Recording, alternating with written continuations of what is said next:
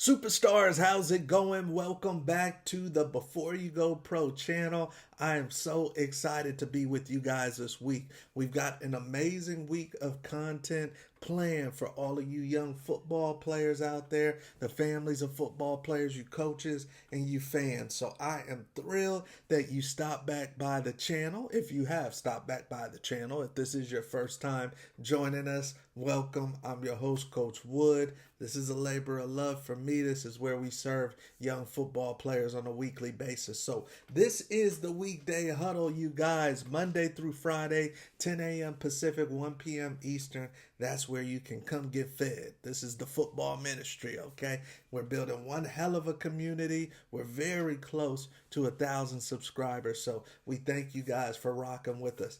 Hit the subscribe button if you haven't already and you enjoy this content. That would be a huge pat on our back that we would appreciate. So hit that subscribe button. Then also check out the description box. Check out the description box, you guys. We've got some great resources for all of you football families out there. So let's get into today's topic to kick off the week. Obviously, we're trying to bring things that pertain to you guys, things that are practical that you can take to the bank and help your career, you guys, or just how the industry moves. If you know how the industry moves, you know how the game is played, you can play it at a high level, on and off the field, you guys. So that's what this is all about. And today I want to talk about what separates levels.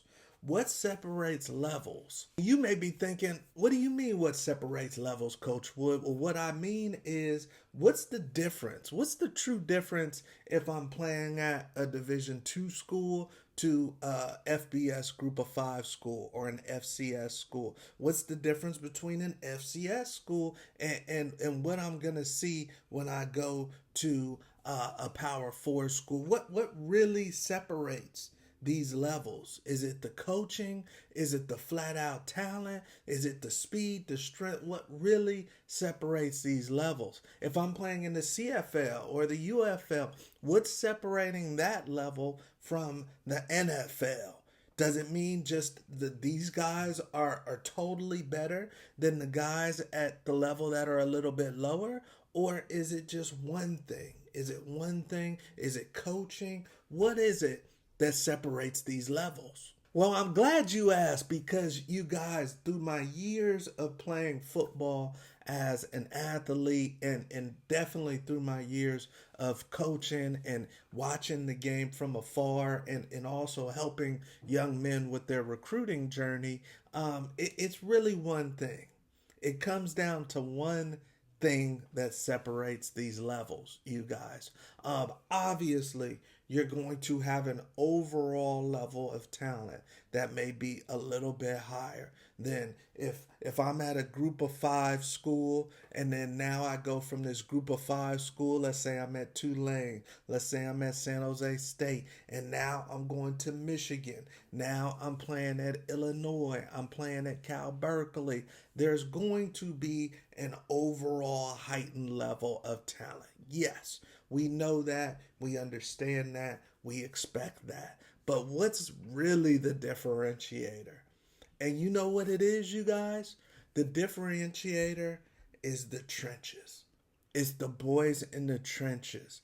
The big boys that you'll find at the Power 4 level, just the size, the way they move, the athleticism, it's just going to be higher at the highest level that you can play for that division. So if it's the professional ranks, that you're not going to find big boys in the other professional leagues like you can find in the NFL. If you're playing at a Power 4 school compared to a Group of 5 school or an FCS school, the difference is in the trenches, you guys.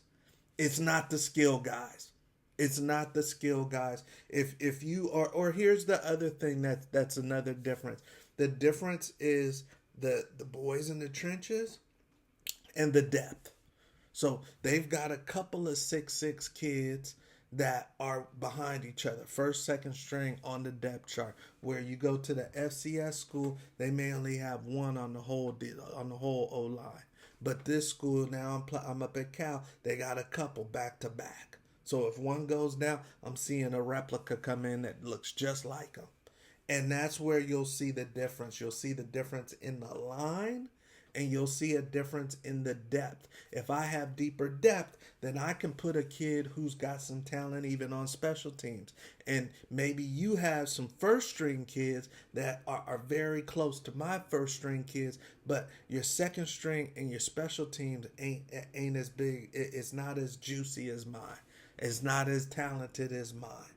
So the biggest things that you're going to see, you guys, when you talk about the difference in levels, you're going to be at a FCS school and maybe you're a DB, and then you go to Washington from the FCS school via the portal.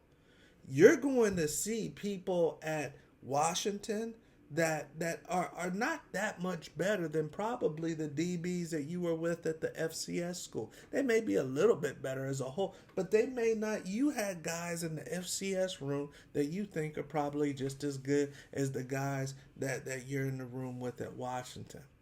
Where it's going to be a big difference is going to be in the line room from the FCS school to Washington. That's where you're going to see the difference.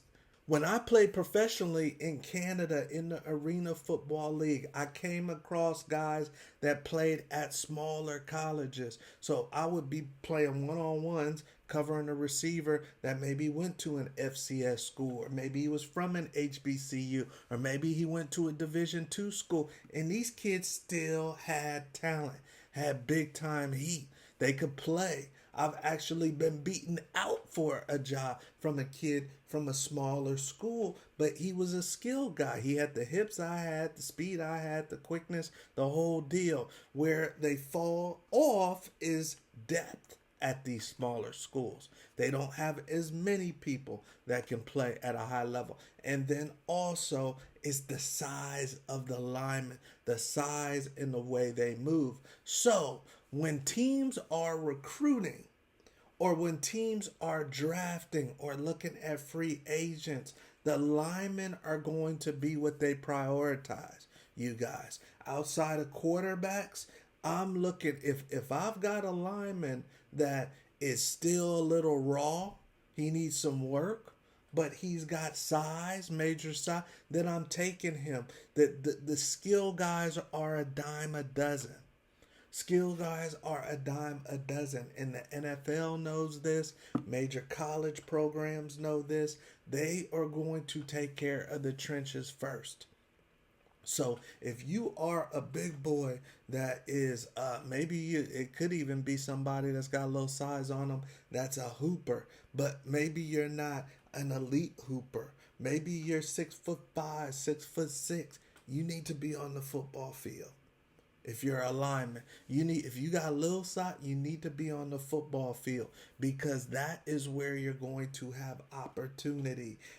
At the end of the day, you guys, you skill guys, that does not mean you're not valuable. You running backs out there, you wide receivers, you DBs, you linebackers, you guys are of course valuable. They're looking for you too. But at the end of the day, they know they have to take care of the trenches first. If I am Clemson, Coach Dabo Swinney, or I'm Belichick at North Carolina, or I'm landing at Oregon, if I see a recruit that is a very high level offensive lineman, Landing just got a big time offensive lineman from my high school. If you see an elite lineman, you have to exhaust all resources at that lineman as opposed to the skill guy. If I see an elite lineman and an elite DB, of course I want both of them. If I'm Dan Lanning or if I'm Kirby Smart at Georgia, of course I want both of them. But if I can only choose one, I'm going with the lineman. So that is the thing about football and the football industry, you guys. These recruiters know at the college level that they can plug and play skill guys. I might lose a skill guy in the portal, but I know I can go to high school. I know I can go to the portal and get another one that's comparable or better. I cannot plug and play elite linemen or great linemen or linemen that just have massive size and can move. You cannot plug and play. You cannot just go find that. So at the NFL level and at the college level, that is the priority. Outside of a quarterback that can do amazing things, they are going line first. If you are an offensive lineman or a defensive lineman with elite size and you can move, you're going to get picked up right away. Free agent lineman that's in the NFL, now he's on the market, gonna get picked up right away. The receivers, the DB, you're gonna have to wait unless you are Antonio Brown in his prime. You're gonna have to wait. Running backs for sure, gonna have to wait because we can find another one, or we can get a 2-for-1 and have a dual role for a couple people to replace one skill guy that has some production. But you cannot just go get an elite lineman from anywhere. So that's the difference, you guys. That is the difference. It's not, if you go play at Eastern Washington University, Northern Arizona, you're over in Mercer down south, you're not going to see a massive difference from Mercer University to Tulane, from San Jose State to UC Davis. You're not going to see a massive difference in skill position talent. Where you will see a difference, and especially as you get into the Power 4 ranks, it's in that line, especially the O-line. You're going to see a difference on how those boys move and their size and the depth.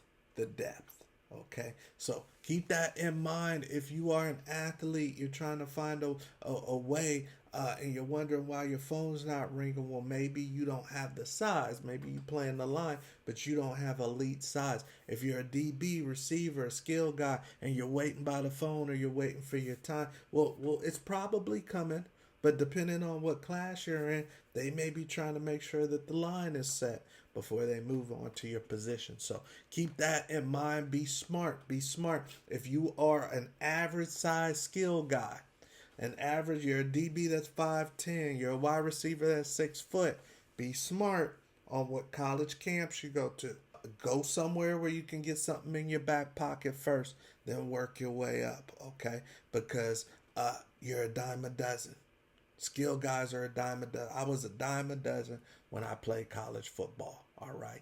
You guys have a good one. We are going to have a great week of content this week. We've got some hard-hitting topics that we're going to get into. You guys have a great week, and I'll see you tomorrow. Make sure you hit that subscribe button, and then also make sure that you check out those resources that we have for you. I'm Coach Wood. We'll see you at the top.